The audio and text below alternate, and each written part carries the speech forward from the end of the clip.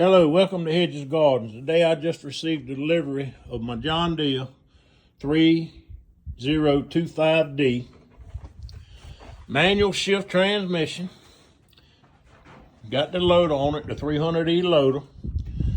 And the reason I went with this tractor is because of the rear end. This is cast iron.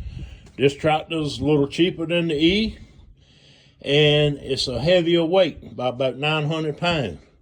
If you take notice of the axle housing right here, the axle housing comes all the way out to the hub. On the E, you got about 6 to 8 inches of axle sticking past the aluminum housing to the hub. These axle housings, the axle part of the housing is thicker. Look how long them bolts are.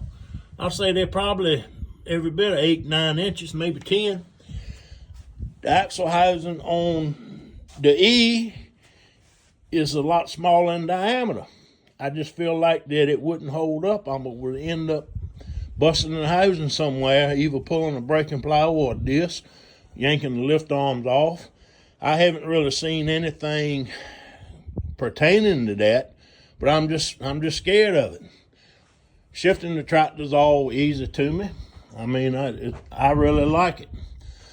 One of the biggest problems that I have seen people complain about is this new hood latch design that John Deere has on here, where the hood lever comes through this part right here.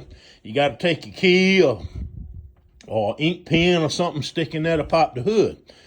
Well, that's because the rod don't come all the way through. If the rod came all the way through, you could push it. Well, I've seen some videos on YouTube where some people have bought some 3D printed hood latches that had a plastic push button on them, and they put them in, and I was about ready to order me one of them.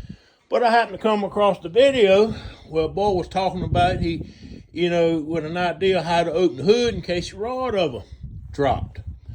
And I got to looking at that thing real good, and that particular latch that I was going to order was the same manufacturer or the one he had. I could tell by the color of it, because that company makes different colors and the design.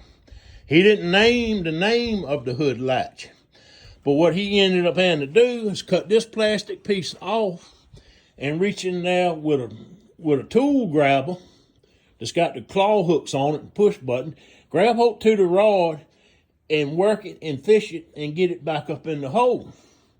So what I came up with, I took my rod off right here. I cut it back.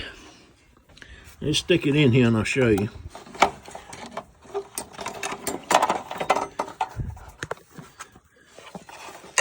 Stick it in here. Push it through the plastic piece. Get it in the hole up here. I cut this rod back. There's the end of the plastic piece right there. You can see it. There's the end of the plastic piece. I cut this rod back right here.